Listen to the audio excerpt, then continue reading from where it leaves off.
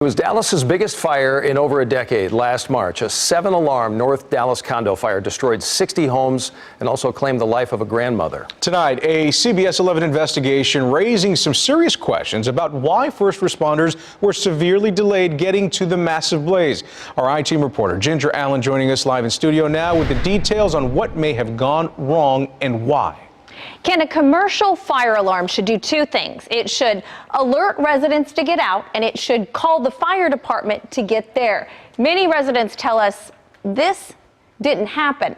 And while Dallas Fire Rescue will not comment and the city is not releasing records, the I-Team did obtain this internal fire department memo, which says this didn't happen either.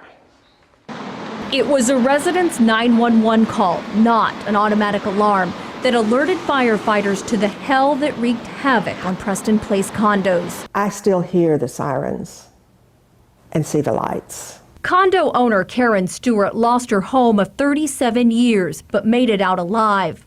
Her neighbor and friend, Jacqueline McDonald, wasn't as fortunate. Jackie did have some mobility issues. I would see her using her cane quite often. Firefighters arrived to a chaotic scene. According to police logs, they had been at the building about 16 minutes when McDonald called her son to say her condo was full of smoke.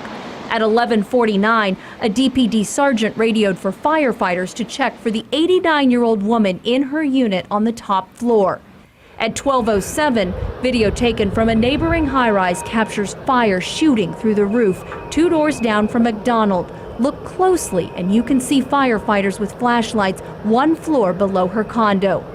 The grandmother's body was discovered 3 days later under a mattress in the ruins. I have to believe that there was a lot of smoke in Jackie's apartment very quickly.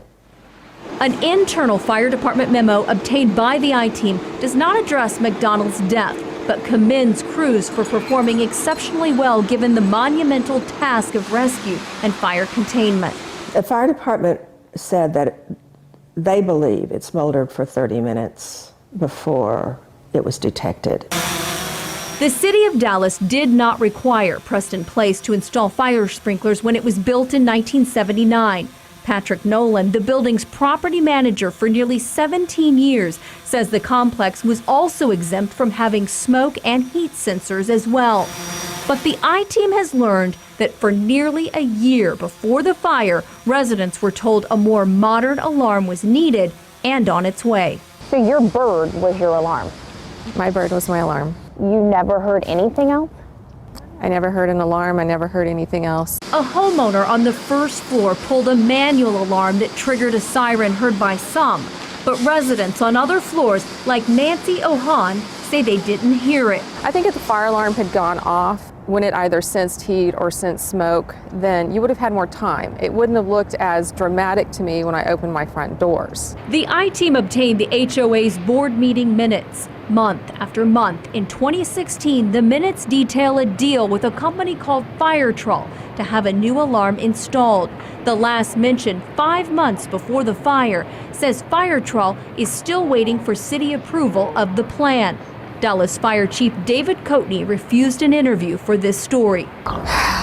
There's so many things that went wrong. After the fire, Ohan was so bothered about the alarm that she contacted Firetrol and hired a private investigator.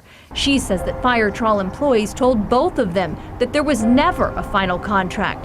One employee described the old alarm as corroded and without power. Firetrol told the I-Team that there was no contract, but declined to answer additional questions. The fire department memo about the disaster states that it's unknown if even the building's older existing fire detection system was operating that night. Preston Place was leveled. What's left is for sale. HOA board president Arnold Spencer declined to be interviewed. Nolan, the former property manager, maintains there was a contract and faults Firetrol for dragging its feet. A fire alarm system is a protection, life or death protection. That's part of our feeling of security, is believing that we had that, when in fact we didn't. I would like to see someone held accountable for that.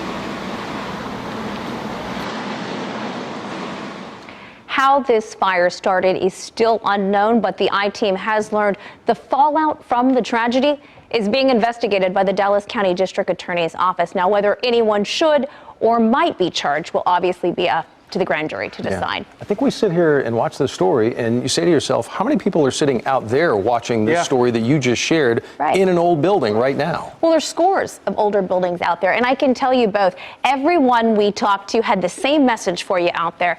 Be proactive with your HOA and find out what type of fire protection system your building does or does not have. We got smarter. Thank you for educating us all tonight. Well, I appreciate it. I hope people just go ask questions. Yes, they will. And hopefully, if they have any tips or any extra questions for the CBS 11 I-Team, you know, folks, they're just an email away. The address is an easy one to remember. It's right there on your screen. It's iteam@ktvt.com.